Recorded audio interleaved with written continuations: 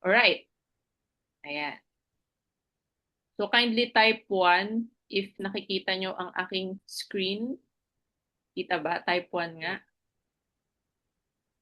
Paano? Paano mag-type? Sa chat box. Ayan. So thank you sa mga nagko-comment. Ayan. So before ako magpunta dun sa pinaka-topic ko, okay, magpapakilala muna ako, introduction. And importante din na habang ini-intro ko yung sarili ko, kasi wala tayong host, di ba? Ako yung mag-introduce ng sarili ko. Maganda po mga mentors is observant kayo how I share. Kasi later on, ganun lang din yung gagawin nyo dito, no? You will just share your story. Okay? So, ayan. So, share screen natin. Play. Ayan. So, first of all, di ba?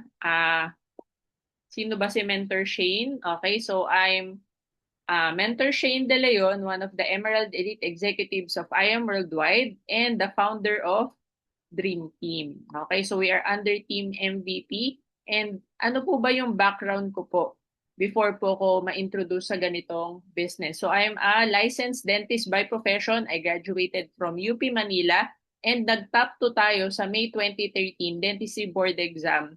So maganda lang pong pakinggan, puro dating, walang datong. Bakit ko po yan nasabi? Kasi right after ko maging licensed dentist, wala akong enough capital to put up my own clinic. Kaya ang nangyari, nag-work ako as an associate dentist sa isang dental clinic sa Manila na salary base. 'Di ba? So in short, no work, no pay. And being an employee, I realized na hindi enough. 'Di ba? Para makuha mo yung mga dreams mo. 'Di ba? So, nagtatrabaho lang ako before para magbayad ng bills. 'Di ba? Sino dito yung gano'n, yung nakaka-relate ka na yung pagiging empleyado ay pang survival. Yun yung experience ko before.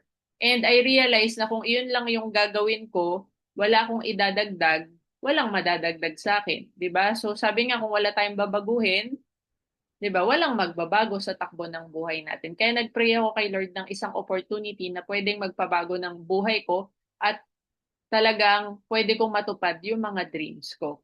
And dito na papasok ang network marketing. Kasi nakita ko lang to sa social media, nag-inquire lang ako sa Facebook, nag-how lang ako, umattend lang ako ng presentation. To cut the long story short, nagustuhan ko yung sistema, nagustuhan ko yung kitaan. Sabi ko, ito yung maganda, wala namang mawawala kung susubukan ko. So, tinry ko po. And the rest is history. Now, I'm part of IAM Worldwide and part of the 9 Million Circle together with my husband. So, full-time na po kami dito sa IAM Worldwide. And right now, Emerald Elite Executive, we were able to be promoted as Emerald in just 6 months lang na ginagawa natin yung business. So, Sapphire, Ruby, and then Emerald. Okay? And last year, na-awardan tayo as the overall top 29 ng company. Ayan, naranasan natin mapasama sa IAM Worldwide Billboard sa EDSA last year. Ayan, and in a span of 5-6 years na ginagawa namin together ng asawa ko ang IAM Worldwide, ito na yung mga naging resulta namin. Okay, so nagkaroon kami ng mga cars. Lahat yan po katas ng IAM Worldwide. Nagkaroon din ng property. Ayan. And at the same time, nakapag-travel sa iba't ibang bansa. So, yun yung maganda kasi free. Okay? And syempre, dati, mag-isa lang naman or dalawa lang naman kami asawa ko na nag-start. Pero lumaki. Nagkaroon ng mga leaders worldwide sa iba't ibang lugar, sa iba't ibang bansa. Okay? And ano pa?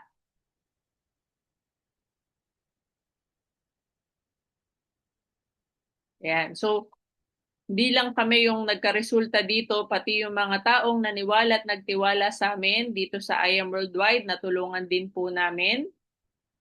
Ayan, medyo delay lang yung laptop ko, no? So, meron na tayong 26 car achievers, meron na tayong 7 millionaires, meron tayong 47 elite executive rank up under our organization.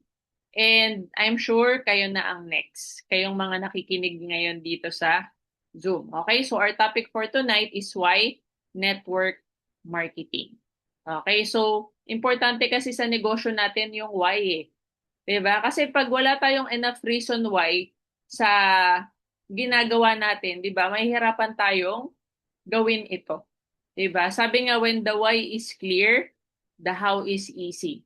Okay, so let's start with a story. So this is the story of the fox and the rabbit. Okay? So isang araw merong dalawang fox na magkaibigan, nag-uusap sila. Okay? And then habang nag-uusap sila, may nakita silang matabang rabbit sa di kalayuan from afar, no? So yung sabi nung isang fox doon sa friend niya, sabi niya, "Bro, nakita mo ba yung ano, yung rabbit na chubby, yung mataba, ayan no, yung tumatakbo diyan?" O sabi nung kasama niya, "Yes bro, kitang-kita ko. Parang ang sarap niyan pananghalian." 'Di ba? So eto bro tignan mo, hahabulin ko yung rabbit na yan at kakainin ko yan for my lunch. Okay? So sige nga bro. So ginawa nung fox, hinabol niya yung rabbit. Unfortunately, gabi na, hindi pa rin niya nahahabol. So bumalik na siya dun sa friend niya, nainip na nga yung kaibigan niya kasi ang tagal niya. Okay, so sabi niya, dun sa kaibigan niyang Fox, "Bro, hindi ko nahabol. Pagod na ako. Kaya bumalik na lang ako." 'Di ba? Kasi ang bilis eh. Ang bilis tumakbo. Sabi nung friend niya, "Bro, ang hina mo naman. Akala ko ba kakainin mo yan for your lunch? Eh, dinner na. 'Di ba? Hindi mo pa rin nahahabol." Sabi nung kaibigan niya, "No, bro, you don't understand. 'Di ba? I'm running just to eat my lunch. But the rabbit is running for his life." Diba? So what's the moral of the story? Diba? Are you living just to survive? Okay, parang yung rabbit. Okay? Yung rabbit kasi, hindi lang siya tumatakbo para sa survival, kundi para sa buhay niya. Okay? Unlike yung fox, bakit di niya nahabol yung rabbit? Kasi gusto niya lang ng lunch. 'Di ba? Eh pwede naman siyang kumain ng ibang lunch dahil di niya nga mahabol yung rabbit eh. So dahil napagod siya, 'di ba? Bumalik siya sa kung ano yung comfort niya, which is yung madali lang na food, madali lang ma-access na pagkain, 'di ba? Hindi niya nahabol yung rabbit, napagod siya, eh di iba na lang kakainin niya, 'di ba? So how can we relate it to our business? Dito sa network marketing, especially sa I Am Worldwide, yung mga nagsasucceed, yung mga tao na dito nakasalalay yung life nila. So parang kami, bakit kami naging successful sa ganitong negosyo? Kasi wala na kaming ibang choice or wala na kaming ibang pwedeng gawing source kundi ito lang. 'Di ba? So ginagawa namin to for our life. Sa buhay namin, para sa buhay namin at para sa buhay ng family namin. Dito nakasalalay yung buhay namin. 'Di ba? So hindi lang para makakain lang, magkaroon lang ng extra income, 'di ba? So yun yung difference ng mga nagiging successful sa mga hindi nagiging successful sa network marketing. Alam nila yung reason nila, bakit nila ginagawa. Okay? Now let's talk about the Social Security System Survey. According to this survey, okay, etong sinurvey nila kasi yung mga retirees, yung mga 65 years old and above. And according to their survey, 45% ng retirees dependent on relatives. Imagine, that's almost half of our population. Ibig sabihin, kalahati ng populasyon natin hindi nila kayang sustentuhan yung sarili nila pagka-retire. Umaasa sila pwedeng sa anak, sa kapatid, okay? Or basta kung sino man yung breadwinner sa pamilya. Okay? So nakakalungkot, no? Ano pa? 30% ng retirees natin dependent on charity, government, ayuda, for peace.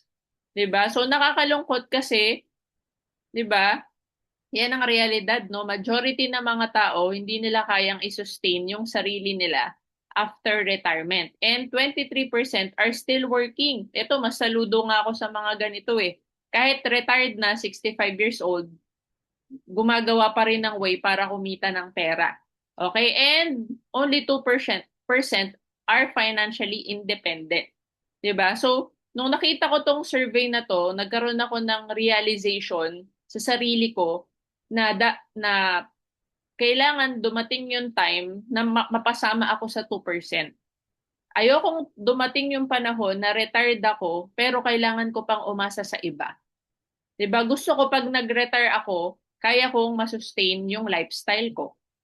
'Di ba? So nag-decide na ako.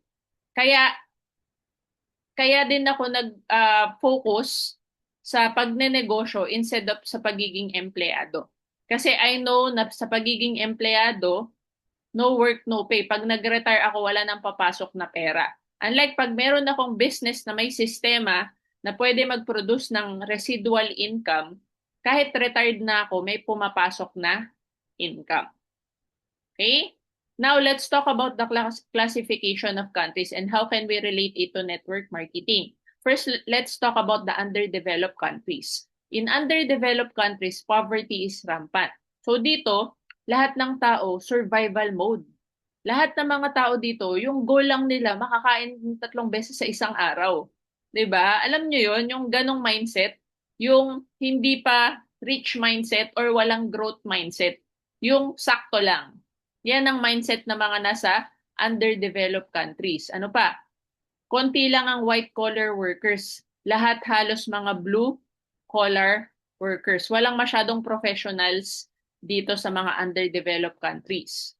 Okay? Small fish versus small fish. Walang kakayahan ng mga tao na magtayo ng negosyo kasi wala silang kapital. Okay? Or kung meron man, sobrang liit lang. Kaya walang masyadong mga malalaking negosyo sa mga underdeveloped countries. Dahil ang mga tao ay merong mababang mindset or walang growth mindset, walang purchasing power, kaya hindi ideal ang pagnenegosyo sa mga lugar na ito.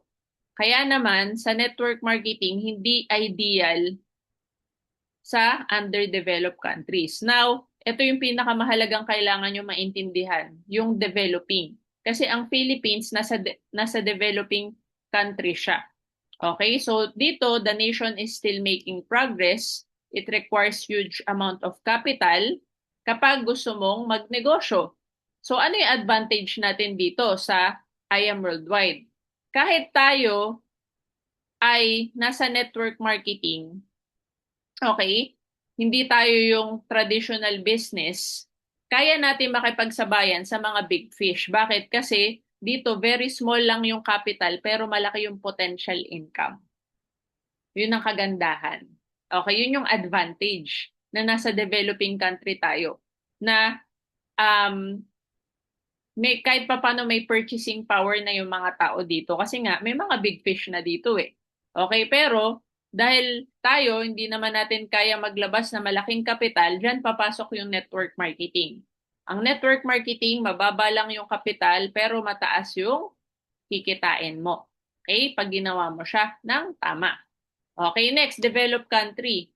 Dito, okay, medyo highly competitive yung mga tao dito. Karamihan dito, mga middle class workers, big fish versus big fish. Yan. So, okay pa rin naman ang network marketing dito. Yun nga lang, mas high ang cost. 'Di ba? Mas mahirap yung duplication dito. Okay? Unlike kapag sa developing country. So, we're in a perfect environment para gawin ang network marketing dito sa Philippines. Okay? So, nasa right advantage tayo.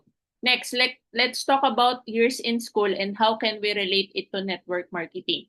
'Di ba? So, tayo, okay, nag-aral tayo kasi yun yung sinabi ng parents natin. 'Di ba? Mag-aral tayo preschool, mag-aral tayo K-12, di na natin 'to naabutan kasi ako, hindi ko 'to naabutan eh. Okay, and then mag-aral ng kolehiyo para makatapos. So all in all, ang ginugol natin sa school, 19 to 22 years. Okay, pero alam mo ba, sa 22 years na yan, ang tinuro lang naman sa atin ay kung paano kumita ng pera as an employee.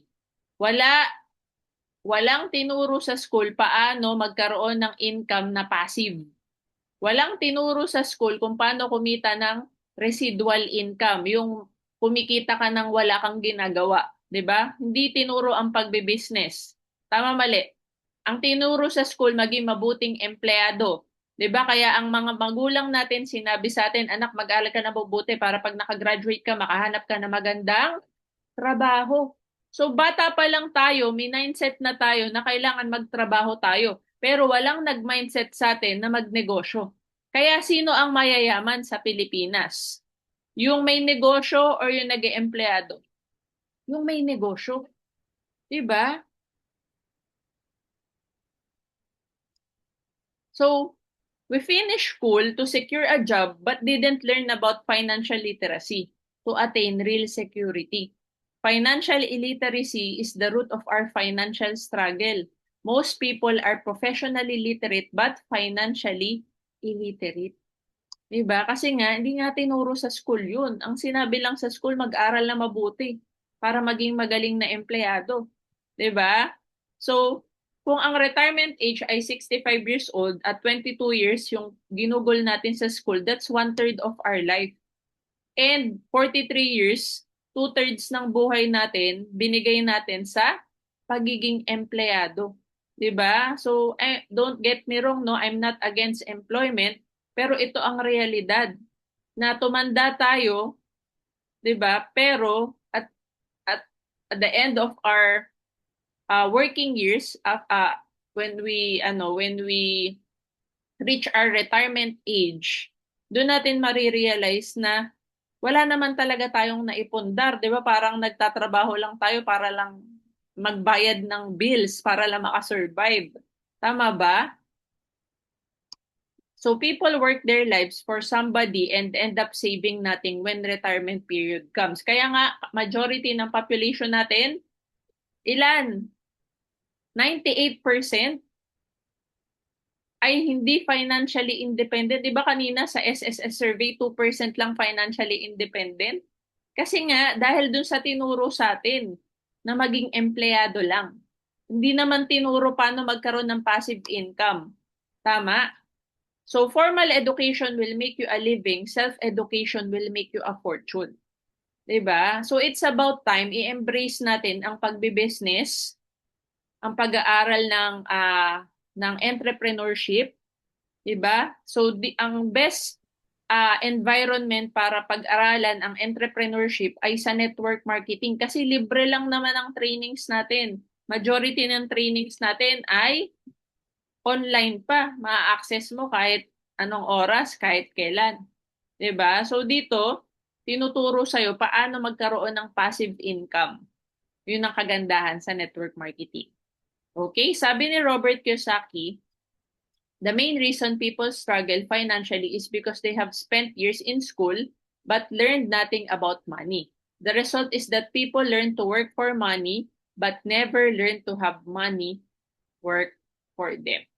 Okay, so ang kagandahan dito sa I Am Worldwide sa network marketing, tinuturo na natin how money can work for you. Diba? So kailangan lang natin i-shift yung mindset natin. Now, okay, let's compute, no? If we start working at the age of 21 years old and start saving at least 10,000 per month, okay, so kung 1 year, magkano yung may ipon natin? 120,000. Okay? After 10 years, magkano na? 1.2 million. Another 10 years, 2.4 million na. Another 10 years, 3.6 million na. So sa 30 years of working, 3.6 million lang yung may ipon natin. 'Di ba? Eh dito sa I Am Worldwide, yung 3.6 million pwedeng kitain ng isang taon. 'Di ba? Kasi naranasan na namin kumita ng ganyan kalaki sa loob ng 1 year dito sa I Am Worldwide eh. So, pili ka. Pagtrabahuhan mo yan ng 30 years or pagtrabahuhin mo ang I Am Worldwide para kitain mo to ng 1 year lang. 'Di ba? Or Mas maganda kung 1 month lang. Kasi may nakagawa naman na 1 month nito dito sa I Am Worldwide eh. 'Di ba? So, ito yung tinatawag natin na rat race. 'Di ba? Yung employment. 'Di ba? So, alam mo yon yung buhay na akala mo meron kang pinupuntahan pero you're in the same place pala. 'Di ba? Paikot-ikot lang, paulit-ulit lang. Okay? So now let's talk about material wealth. Ano ba yung material wealth? Okay, material wealth is the status of our income that supports our way of living even if we do not work. Okay, so it is the number of days we can survive without working. Example, meron kang savings 200,000 at meron kang expenses na 50,000 per month. So, ibig sabihin, i-divide natin yung savings natin dun sa monthly expenses. Yun yung kaya nating itagal or para makasurvive. Yun yung material wealth. So dito, in this case, sa example natin dito, 4 months or 120 days, yung kayang isupport yung way of living mo kahit di ka nagtatrabaho. Ayan. So your material wealth is 4 months or 120 days. So paano natin yan i-relate sa network marketing? Okay, so ang material wealth, hindi yan yung basehan ng pagiging mayaman. Okay, kasi paano kung naubos yan? Paano kung naubos yung yung ipon mo na 200,000? Kasi halimbawa, nawalan ka ng work. Okay, so ang kagandahan sa network marketing, ang binibigay niya is passive income or residual income. Okay, na kahit mag-stop kang mag-work, pwedeng tuloy-tuloy ang kita. Okay, unlike yung material wealth mo, depende sa laki ng savings mo. 'Di ba? So kung wala kang savings, edi wala kang material wealth. So paano na kung walang source of income? Nga. Okay, unlike pag ikaw ang binibuild mo ay passive income such as a system ni I Am Worldwide, later on, sa uni-level pa lang, pwede kang kumita ng 6 digits eh. Bakit? Yung ano nga natin, yung top 1 nga natin, pinakamalaki niyang kinita sa uni-level income or doon sa repeat order ng mga nasa organization niya, nasa 2 million per month eh. Na kahit wala siyang gawin, nagre-reorder yung nasa organization niya, may pumapasok sa kanyang passive income. And even kami, nararanasan namin, meron kaming uni-level income kahit wala kaming direct referral. 'Di ba? Kasi passive na siya eh, residual income na siya eh. 'Di ba? So, yun ang kagandahan ng nasa network marketing ka. Okay, now let's talk about asset versus liability. Ano bang difference ng asset? Asset puts money in our pocket. Ano yung liability? Takes money out of our pocket. Okay, so sa network marketing, okay, meron tayong tinatawag na asset. Ano ba ang asset sa network marketing? Bigyan ko kayo ng example. Alam nyo ba na ang sasakyan sa network marketing ay asset? Pero kapag ikaw empleyado ka sa labas, liability siya. Kasi hindi naman siya magpapasok ng pera sa'yo. Maglalabas ka ng sasakyan, 'di ba, pangpasok mo sa opisina mo, 'di ba? Eh di sana nag-commute ka na lang kasi hindi naman 'yung magpapasok ng pera sa'yo. Unless malaki yung sahod mo, 'di ba? Kaya niyang i-sustain yung sasakyan. Unlike sa network marketing kasi, asset siya kasi tool siya. Magagamit mo siya for mobility. Pangalawa, tangible result siya na kung saan visible result siya na makikita ng mga tao na may pinupuntahan yung negosyo or merong resulta yung ginagawa mong negosyo, kaya asset siya. So dahil nakikita nila may nangyari sa'yo, doon sila mag-a-ask, paano ba yan? 'Di ba? Ano bang ginagawa mo? Nakaka-attract siya ng mga tao outside. Kaya nga 'di ba mapansin mo sa network marketing may mga sports cars, 'di ba? May mga nagpapatayo ng mga malalaking bahay kasi nga sa labas, liability siya. Sa network marketing, asset siya. Kasi yun yung nagpapa-attract sa mga tao outside. Bakit nila titignan ang network marketing? Okay? So tandaan nyo yung asset yung nagpapasok ng pera. Yung liability naglalabas ng pera. Okay? Now, let's talk about the economic trend and how can we relate it to network marketing. Okay? So, dati, ang mga mayayaman, okay, during the agricultural age, sila yung mga may lupa. Sila yung may advantage kasi sila yung nagpo-produce ng pagkain, so sila yung mayayaman. 'Di ba? So, noong unang panahon, basta may lupa ka, nagpo-produce ka ng pagkain, ikaw yung mayaman. Okay? Now, nung panahon ng mga parents natin, industrial age, kung sino may makina, may pabrika, may factory, 'di ba? Sila ang mayaman. Okay? So those who have the machinery own the wealth. Okay? So kaya yung mga may mga malalaking kapital lang, sila yung mga mayayaman. Kaya dito nauso ang employment, 'di ba? Kasi yung mga may mga makinarya, yung mga may pabrika, sila yung nag-hire ng mga tao or mga empleyado na pwede magpatakbo ng mga makina na yon or ng mga machineries na yon. Okay? Ngayon, iba na kasi mga mentors. Ngayon ay information age na. Okay? Those who have the right ideas, information, and network own the wealth. Sa network marketing, meron ka ng right idea, meron ka ng right information, kaya nga uma-attend ka ng training para makuha mo yung mga idea, yung information, at yung sistema ng I Am Worldwide. Ang kailangan mo na lang magkaroon ng network. Sa panahon ngayon sa social media, ang dali na magka-network Magkaroon ka nga lang ng maraming followers, may network ka na. Mas ma-establish mo lang yung brand mo sa social media, sa Instagram, sa TikTok, sa Facebook Reels, sa page, may network ka na. O tapos yung bubuin mong grupo dito sa I Am Worldwide, network din yun. 'Di ba? So, yun ang advantage mo na nasa I Am Worldwide ka. So, ibig sabihin, basta magkaroon ka lang ng network, you own the wealth. 'Di ba? So, hindi ka na kailangan umasa sa may pabrika or sa may lupa. Meron ka ng network marketing, meron kang I Am Worldwide, kailangan mo lang mag-build ka ng malaking network. Okay?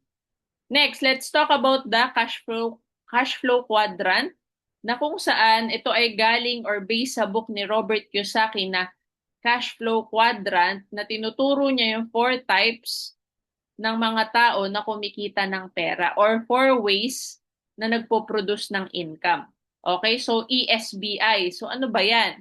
Ang employment, meron kang trabaho, 'di ba? Example, call center, agent, nurse, teacher. Okay? Ang self-employed naman, you own a business or meron kang work. You own a business or professional ka. Okay? Na nagtatrabaho ka sa sarili mong negosyo. Okay?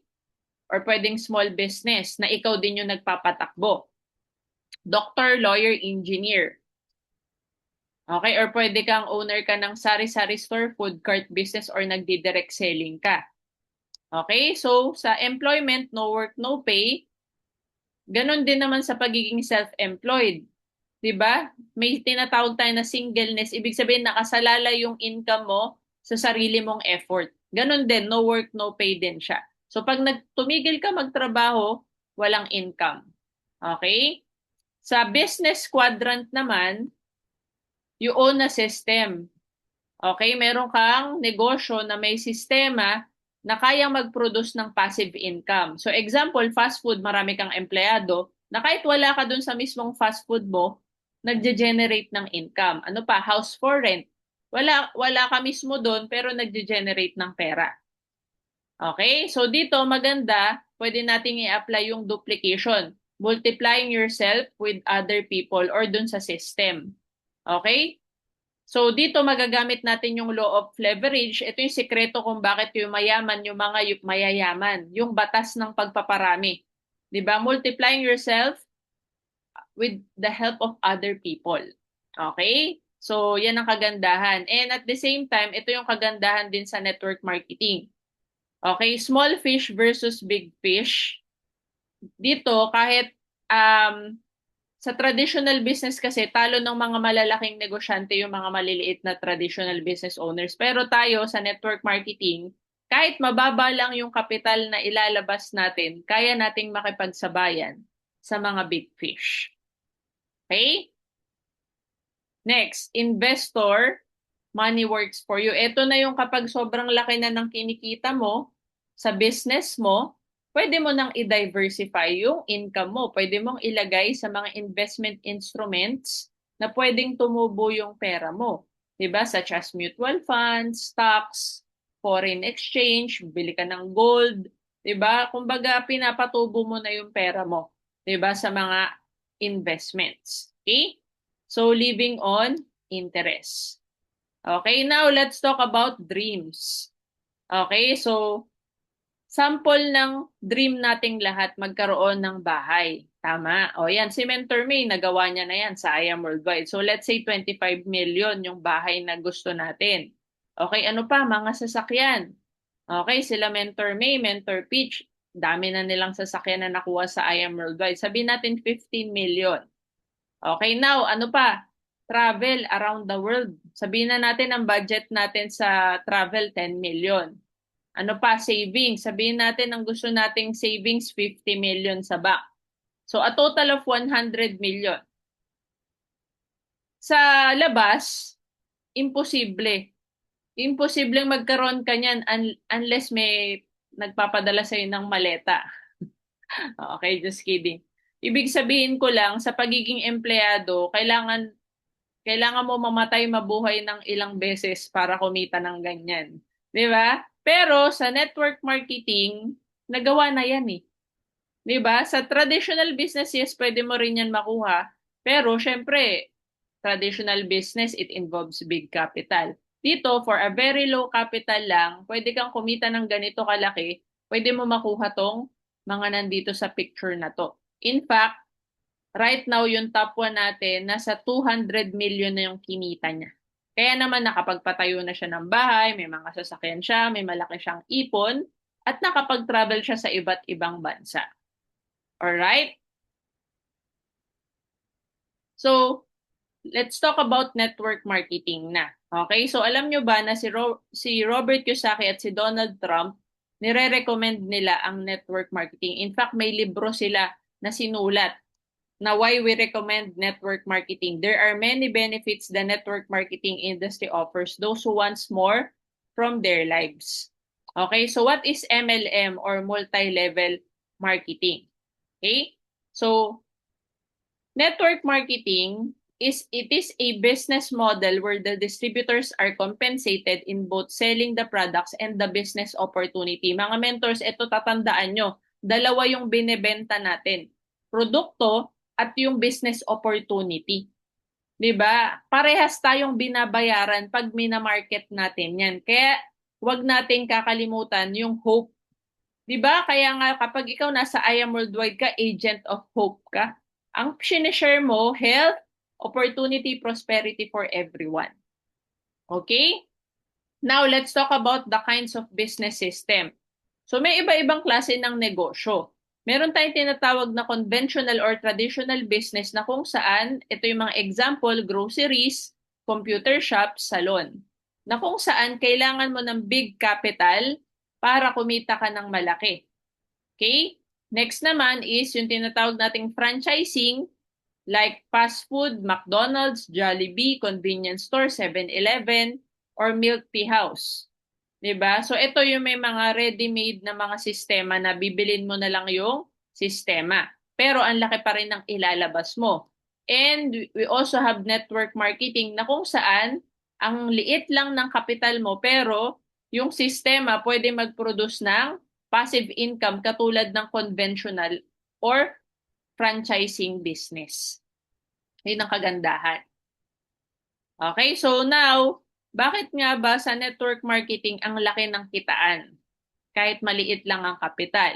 Let's talk about, okay, yung channel of distribution. Sa conventional business, ang produkto nanggagaling sa factory. Pero bago makapunta sa mga consumers, dumadaan muna sa wholesalers, middleman, retailers. And kada channel na dumadaan ng produkto, may nadadagdag or napapatong na presyo. 'Di ba? Kaya yung profit, 'di ba, yung piso na galing sa factory, nagiging 5 piso na pagdating sa consumer. Bakit? Kasi may patong yung wholesaler, may patong yung middleman, may patong yung retailer. Yung profit na yan or yung markup doon sa mismong kapit, yung doon sa mismong puhunan, pinaghahati-hatian yan ng wholesaler, middleman at retailers. Okay, unlike in network marketing, from factory, diretso na sa distributors, papunta sa consumers. So parang tayo yung pinaka-middleman. Kaya sa atin napupunta yung markup na dati pinaghatian lang ng iba-ibang channel, 'di ba? Dito sa wholesaler, middleman, tsaka retailer. So dito, ang maganda sa atin lahat or kumbaga kuha natin lahat ng markup. Okay? So na-eliminate na tong channel of distribution na to sa network marketing. Okay? Kasi nga, sa distributor na lahat mapupunta yung markup. Okay? Kaya ang laki ng kita. Imagine niyo kunwari yung barley dinala sa Mercury Drug. Ang Mercury Drug, sila lang kikita. Kumbaga, konti lang ang kikita kung si I Am Worldwide ginawa niyang conventional type ng distribution yung barley. 'Di ba? So, ang ganda ng ginawa nila kasi ginawa nilang MLM yung business model nila para maraming kumita ng malaki. Okay? Now, let's talk about the 8 reasons why we need this or why we need network marketing. Number 1, you are the boss. Isa sa mga dahilan kung bakit nagustuhan ko yung ganitong negosyo is yung walang nagdidikta sa akin kung kailan ko gagawin at kailan ko hindi gagawin ang business. 'Di ba? Ikaw masusunod, hawak mo yung oras mo. Meron kang personal freedom, yung income mo depende sa effort mo at unlimited pa. Okay, depende pa rin 'yan sa effort mo syempre. Pero again, ikaw ang masusunod. You are the boss. Okay, so let's talk about active income and residual income. Ang active income received from performing a service such as tips, salaries, and commissions. Okay, unlike sa residual income, okay, over time, basta umeffort ka, yung income mo palaki ng palaki. Okay, an income that continues even after the work is done, it is making money while you are sleeping. Sa active income, ito yung nanggagaling sa pagiging empleyado. Unlike in I Am Worldwide, ang tinatrabaho natin, residual income. Yung income na pwedeng kumita ka kahit tulog ka.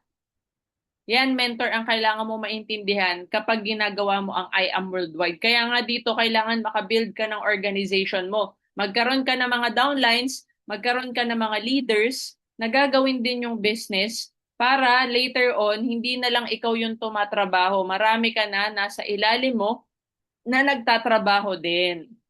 Okay? Doon papasok ang residual income. So in the beginning, you have the privilege of working lots of hours for little pay. In the end, you have the joy of working little hours for lots of pay.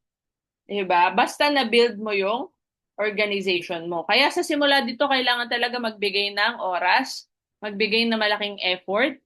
Okay? Kasi nga, later on, pag na-build mo yung organization mo, kahit wala ka nang ginagawa, ang laki-laki ng income mo. Okay? Number 2, power of leverage. Diba? For a very low capital lang, magagamit mo yung sistema ng leverage sa network marketing. Okay? So, merong 2 options para kumita. Tatanungin kita, ano ang pipiliin mo? First, 250,000 for 30 days of work. Or second option, 0.01 centavo for a day, which doubles up each consecutive day until it reach the 30th. Meaning to say, dito sa second option, mababa yung start pero padoble ng padoble every day. Exponential siya. Anong pipiliin mo? 'Di ba? Kung titignan mo lang yung halaga, parang sa tingin mo mas mababa yung second, so pipiliin mo yung first. Pero ang totoong malaki is yung second. Okay, kasi kung titignan nyo yung computation natin dito, day 1, nagsimula ng 0.01, pero pagdating ng day 30, nasa 5.3 million na kasi nga, nagdoble na. Exponential siya. Okay? Yan ang network marketing. Sa simula maliit, pero habang tumatagal, palaki ng palaki. Okay? So that's the principle of multiplier. Sabi ni John D. Rockefeller, I would rather earn 1% of 100 people's efforts than 100% of my own efforts. Okay? Now, take a look at this. Diba? Sa first column, nandito yung hours of work. Sa second column, nandito yung rate per hour.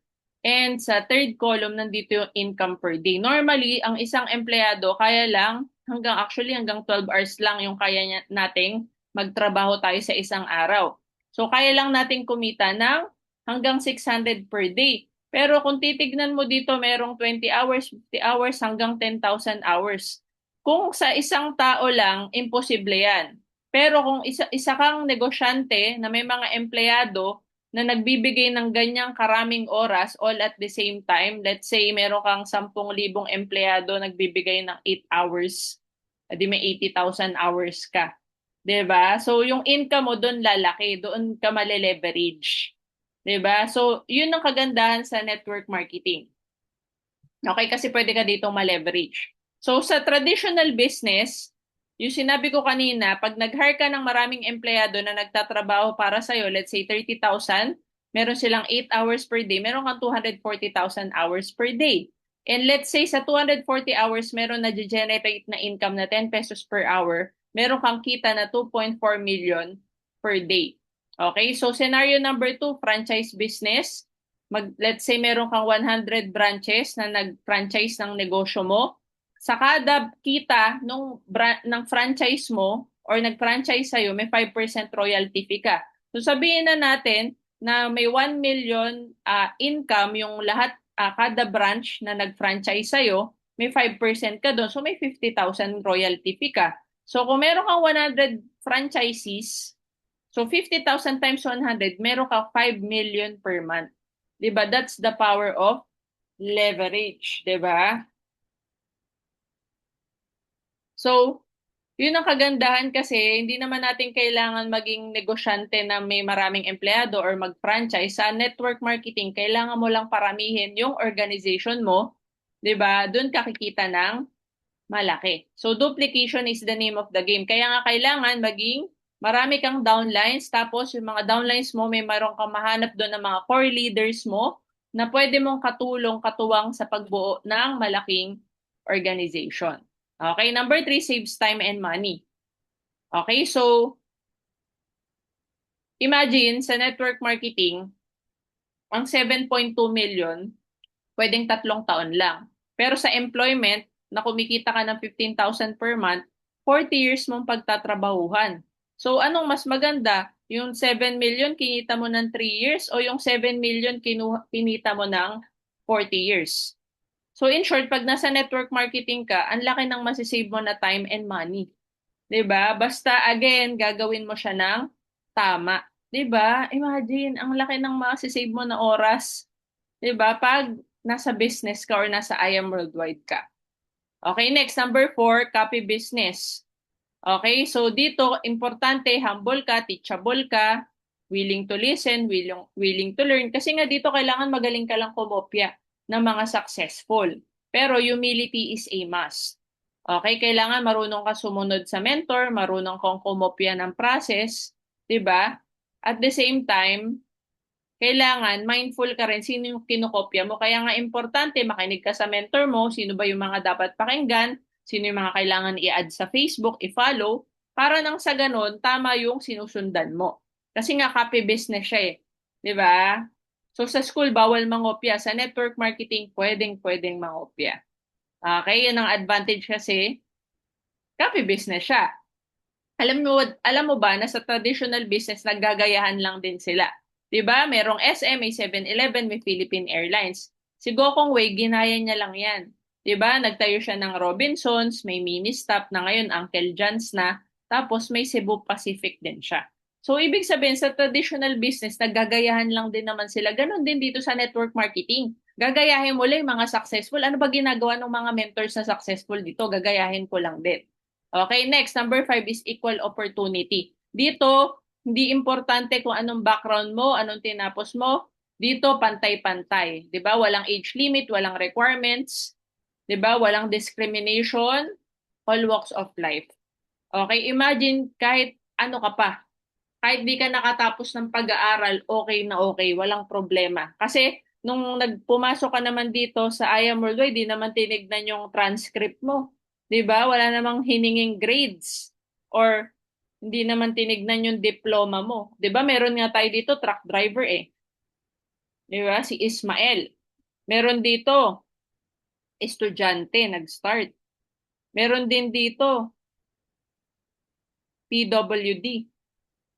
'Di ba? Imagine mo ito na stroke na to, nakatungkod. Pero kumikita dito ng malaki. Okay, meron dito registered nurse, professional, pero diamond. Okay, meron din dito architect from Dubai, kumikita ng malaki. Meron din dito sales agent. Okay, meron din dito dentist just like me. Okay, and may mga yan freelance model, 'di ba? So again, kahit anong background mo, yun yung maganda, welcome na welcome ka dito. Okay, next time freedom. Hawak mo yung oras mo. Yung gigising ka pag tapos ka ng matulog.